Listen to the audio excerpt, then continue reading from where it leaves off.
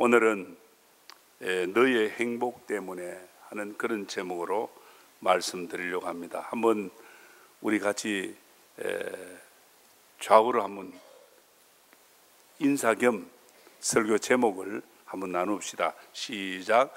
너의 행복 때문에. 너의 행복, 나의 행복이 아니고 너의 행복 때문에. 제목이 그렇습니다. 행복은 어떤 것이냐? 그리고 정말 내가 바라는 행복은 정말 내가 요구하는 그 시점에 잡을 수 있는 건가? 이런 생각을 해봅니다. 사람의 노력과 수고, 여러분들이 땀 흘리고 수고하는 결과로서 성공된 삶을 결정짓는 겁니까? 여러분의 삶을 잘 될 수 있게 보장할 수 있는 겁니까? 그렇지 않습니다.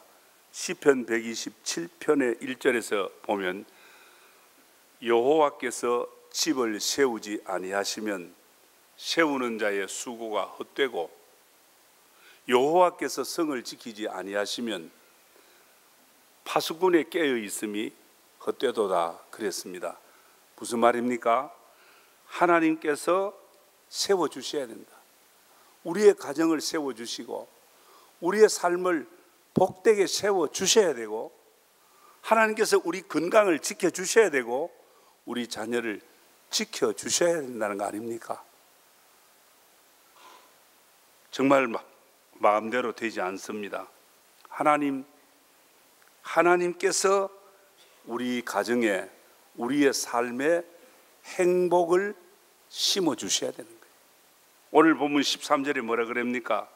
내가 오늘날 너의 행복을 위하여, 내가 하나님 말씀하는 거예요. 내가 오늘날 너의 행복을 위하여 네게 명하는 여호와의 명령과 규례를 지킬 것이 아니냐.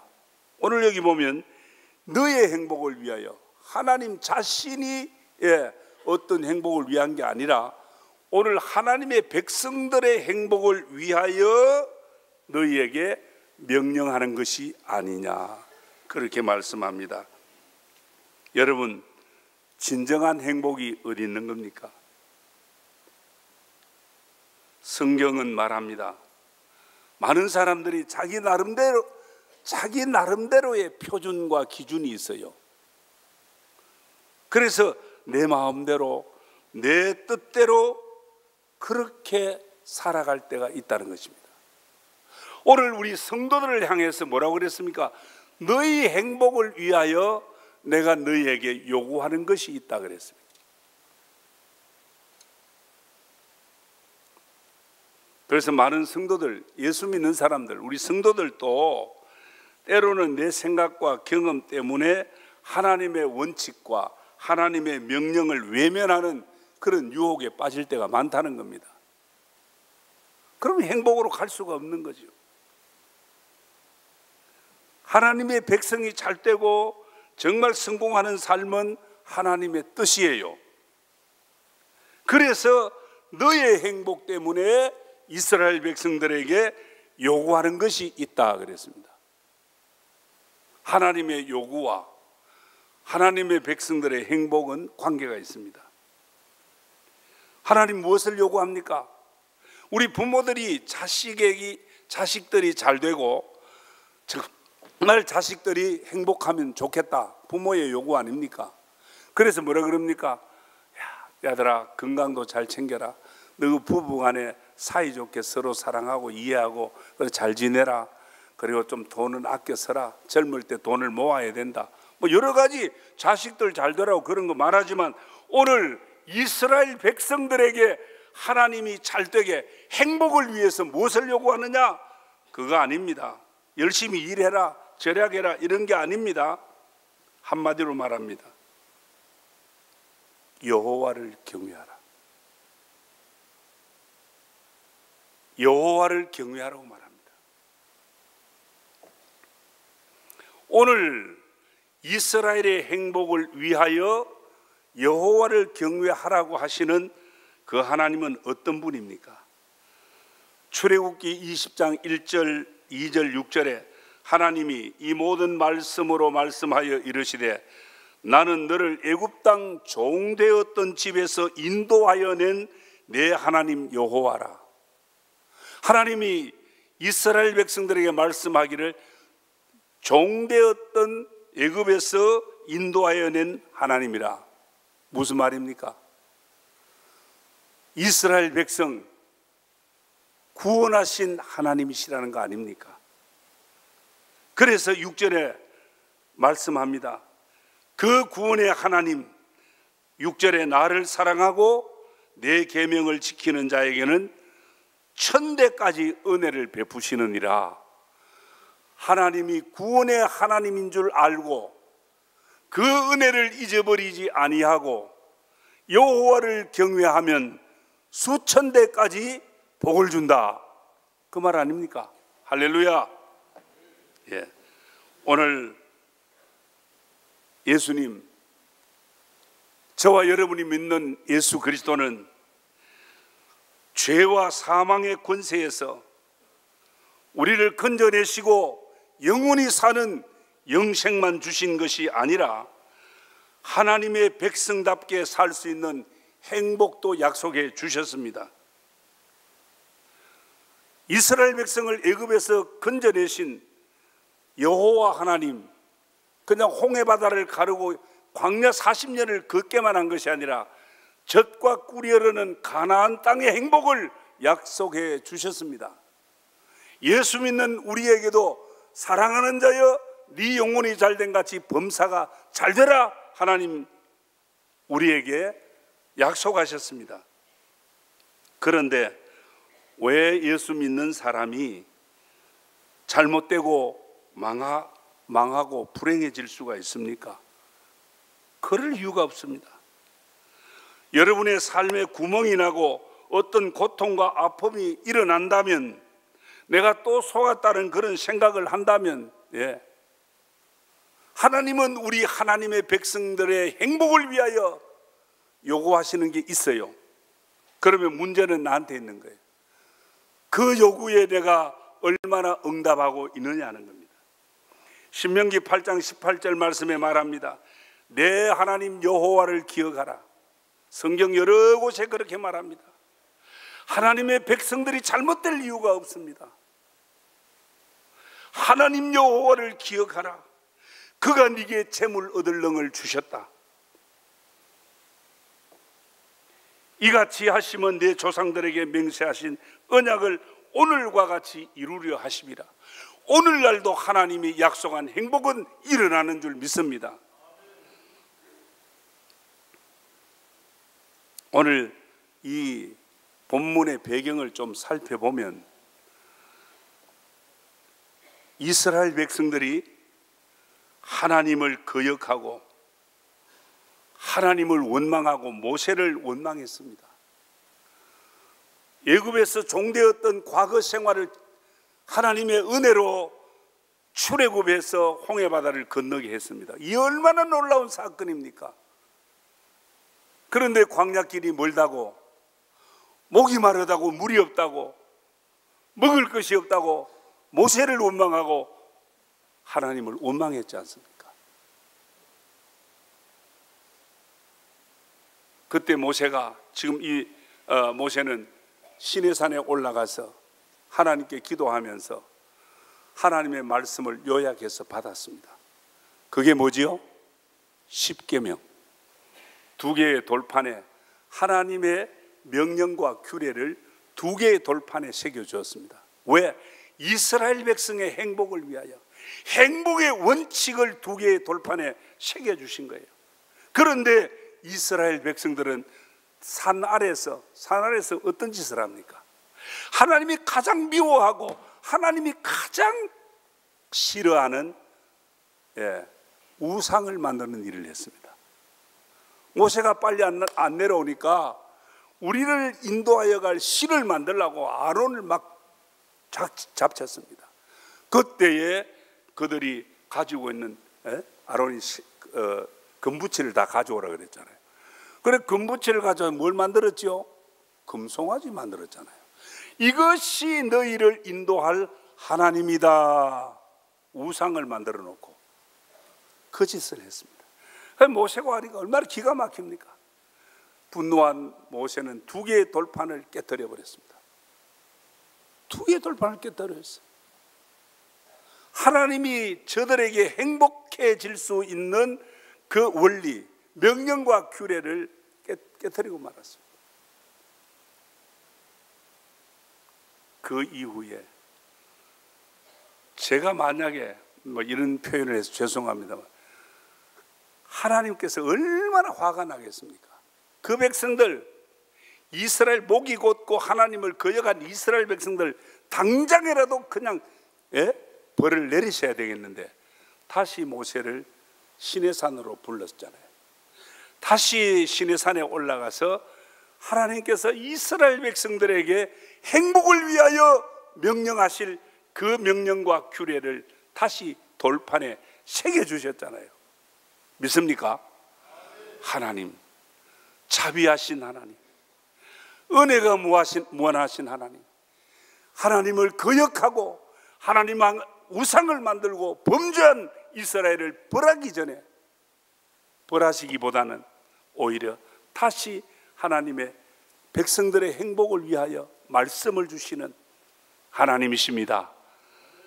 오늘 이 하나님의 참 은혜와 이 하나님의 축복이 여러분들에게 넘치기를 축원합니다. 그래서 하나님의 은혜를 잊어버리지 마라. 하나님을 기억해라. 사람들이 잘못되는 이유가 무엇입니까? 실수해서 잘못됩니까? 돈이 없어서 잘못됩니까? 시험을 잘못 쳐서 잘못됩니까? 오늘 하나님의 사람, 우리 성도가 잘못되는 건 하나님의 은혜를 잊어버리기 때문에 그렇습니다. 거기서부터 모든 문제가 발생하는 겁니다. 그래서 신명기 8장 14절에 원망하고 불평하던 이스라엘 백성들, 목이 마르다 먹을 것이 없다 지도자 모세를 원망하던 그들에게 뭐라 그랬습니까? 내 마음이 교만하여 내 하나님을 잊어버릴까 염려하노라. 하나님 잊어버리면 큰일 나는 거예요. 오늘 여기 이 자리에 예배할 때 누가 이 자리에서 예배를 받습니까? 하나님 예배 받지 않습니까? 하나님 잊어버리고 그냥 몸만 와서 예배하면 무슨 예배의 의미가 있습니까? 오늘 저와 여러분이 행복한 예배가 되고 우리의 삶이 행복한 삶이 되고 우리의 가정이 행복하고 화목한 가정이 되는 것은 우리의 어떤 노력과 수고로 얻어지는 것이 아니라 하나님의 요구에 응답할 때, 하나님이 요구하시는 명령과 규례를 순종할 때 행복한 삶이 일어나는 줄 믿습니다.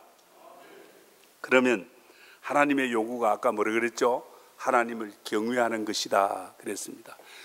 그래서 복이 있는 삶을 살도록 오늘 우리 하나님의 백성들이 복 있는 삶을 살게 하기 위해서 하나님 뭐래 요구하십니까? 뭘 요구해요? 여호와를 경외하라. 그 여호와를 경외하라. 이 경외라는 말은 두려움으로 섬기고 존중하는 것을 의미합니다. 오늘 이 자리에 예배하는 저와 여러분이 하나님 경외하는 마음 없이 예배하면 그 제대로 예배가 되겠습니까? 그런데 중요한 것은 하나님이 어떤 존재입니까? 하나님은 영이십니다. 하나님은 영이시기 때문에 우리 눈으로는 볼 수 없습니다. 가시적으로 이 자리에 계신 하나님, 영이시기 때문에 볼 수 없습니다. 그런데 오늘 이 예배가 잘 되려면, 진정한 행복의 삶이 일어나려면 하나님의 존재를 인정해야 됩니다. 내 눈에 보이지 않지만 하나님은 이 시간 나를 보고 계신다. 하나님은 내 생각과 마음을 다 아신다. 하나님 믿습니다. 영이신 하나님을 인정합니다. 그렇습니다. 눈으로 볼 수 없지만 믿음으로 하나님을 보는 거 아닙니까? 이 시간 믿음의 눈으로 살아계신 하나님, 이 자리에 계신 하나님, 내가 드리는 예배를 받으시고 나의 삶에 행복을 주시는 하나님 믿으시기를 축원합니다. 행복은 한마디로 평안입니다. 자유입니다. 얽매이고 묶이고 구속되는 게 아니라 자유하는 겁니다. 예수 믿음으로 죄에서 자유하고 죽음에서 자유하는 거, 부활의 산 소망 때문에 죽음에서도 자유하는 거 믿습니까? 수고하고 무거운 짐진 자들아 다 내게로 오라. 내가 너희를 쉬게 하리라. 자유입니다. 그 안에서 얻어지는 평안입니다. 평안은 성경에 말하지 않습니까? 천국은 어떻다 그랬어요? 평안과 희락이라 그랬어요. 평안과 희락이 뭡니까? 기쁨 아닙니까? 여러분 예수 믿어서 슬픈데 와 자꾸 예수 믿으려고 합니까? 예수 믿음으로 은혜를 받음으로 기쁨이 충만해져야 되는 거 아닙니까? 사랑하는 성도 여러분, 말씀을 듣고 하나님을 경외하는 믿음으로 여러분 안에 평안이 일어나고 기쁨이 회복되기를 축원합니다. 하나님 믿는 사람이 어떻게 살아야 되는가? 평안하게 살아야 되죠. 기쁨으로 살아야죠. 이것이 행복이에요. 많은 재물이 아닙니다.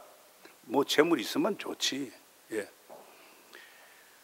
오늘 성경 아까 말씀드렸습니다만 여호와를 경외하며 그 길을 걷는 자마다 복이 있다, 안 그랬습니까? 먼저 중요한 것은 하나님의 존재를 인정해라. 영이시지만 살아계시고 지금도 이 자리에 계시고 진정한 우리 인생에게 행복을 주시는 분은 하나님이시다. 믿음으로 인정하시기를 축원합니다. 거기에서 행복이 시작되는 거예요. 목사가 탁월해서가 아닙니다. 많이 배운 학박사라서 되는 거 아닙니다. 하나님이 세워주신, 하나님이 붙들어 주시고 하나님이 세우시는 데서 거기에 권위가 있는 거죠. 여러분들도 마찬가지입니다. 하나님의 백성의 권위와 하나님의 백성의 지위가 어디에 있습니까? 그 지위는 하나님이 부여하신 거예요. 예수 믿는다는 그 믿음 하나 보시고 하나님의 아들, 딸의 지위를 주셨어요. 그 권위를 주시고 행복한 삶을 살도록 명령하셨어요. 그 명령과 규례를 지킬지어다, 그렇게 말합니다.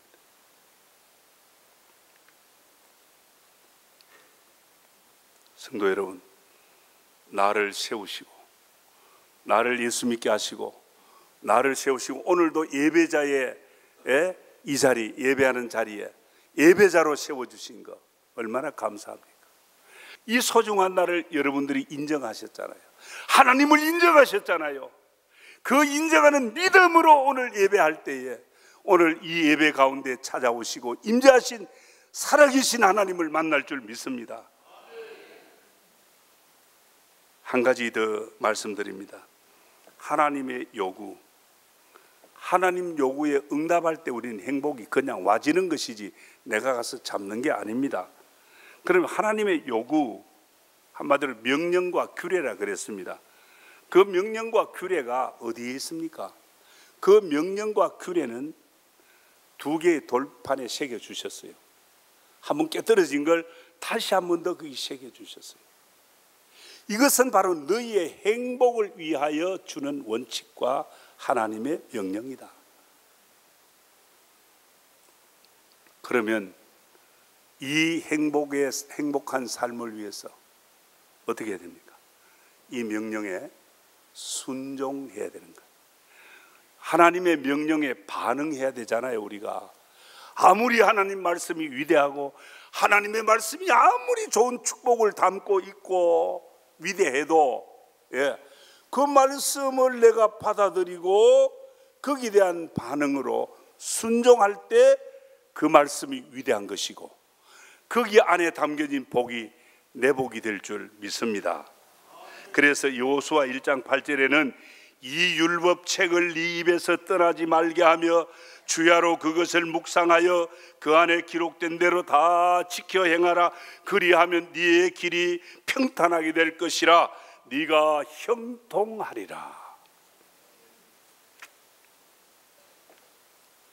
결론으로 말씀드리겠습니다. 사랑하는 성도 여러분, 우리가 누가복음 15장의 둘째 아들 이야기를 많이 듣습니다. 이 둘째 아들 아버지, 그 부잣집 아버지 집에 살면서 행복을 못 느꼈어요. 늘 형님한테 밀린다고 생각하고 손해본다 생각하고 이 둘째가 늘 불만이 많았습니다.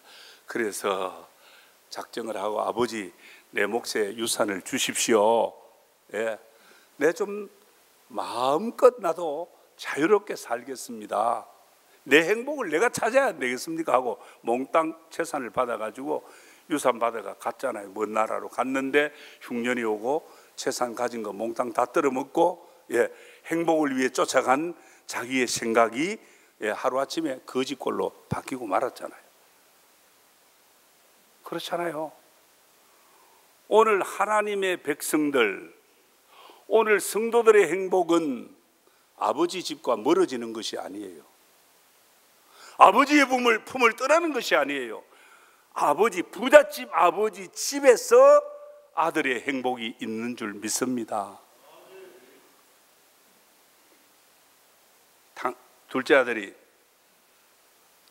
아버지와 아들의 관계되어 있어요.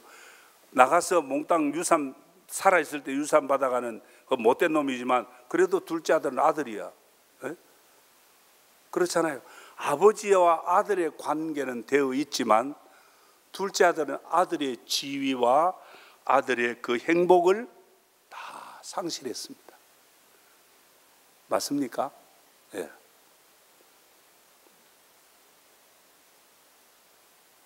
하나님의 요구가 무엇입니까?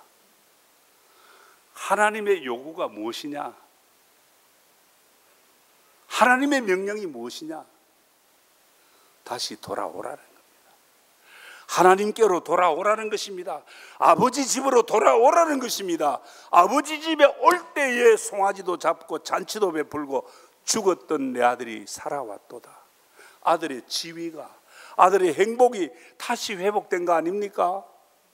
사랑하는 성도 여러분, 여러분들의 행복을 위해서 하나님이 요구하시는 게 있다. 그게 뭐냐? 명령과 규례인데 하나님을 경외해라. 하나님 경외하는 믿음이 있어야 그 명령과 규례를 지키는 거예요. 눈에 안 보이는 하나님이라고 업신여기지 마십시오. 하나님 살아계십니다. 황금교회를 여기까지 하나님 축복하셨습니다.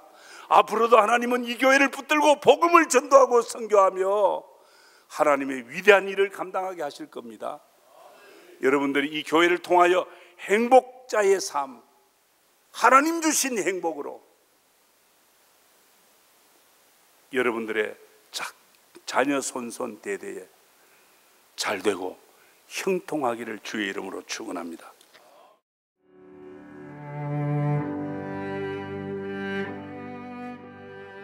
안녕하십니까. 저는 황금교회를 담임하는 박무용 목사입니다.